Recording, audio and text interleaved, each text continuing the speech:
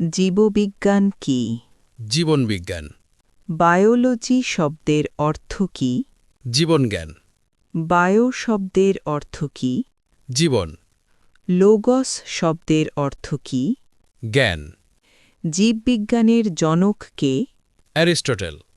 উদ্ভিদবিজ্ঞানের জনক কে? থিওফ্রাস্টাস। প্রাণীবিজ্ঞানের জনক কে? অ্যারিস্টটল। জীবের গঠন একক কি? কোষ। জীবের শক্তি উৎপাদন প্রক্রিয়া কি? বিপাক। উদ্ভিদের খাদ্য তৈরির প্রক্রিয়া কি? প্রকাশ সংশ্লেষণ। শ্বাসক্রিয়ার ইংরেজি কি? রেসপিরেশন। জীবের সংখ্যা বৃদ্ধির প্রক্রিয়া কি? প্রজনন।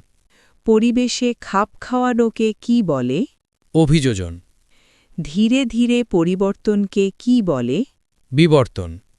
উত্তেজনায় সাড়া দেওয়ার ক্ষমতাকে কি বলে? সংবেদনশীলতা। উদ্ভিদ নিয়ে যে শাখা তাকে কি বলে? উদ্ভিদবিজ্ঞান। প্রাণী নিয়ে যে শাখা তাকে কি বলে? প্রাণীবিজ্ঞান। অণুজীব নিয়ে যে শাখা তাকে কি বলে? অণুজীববিজ্ঞান। বংশগতি নিয়ে যে শাখা তাকে কি বলে? জেনেটিক্স।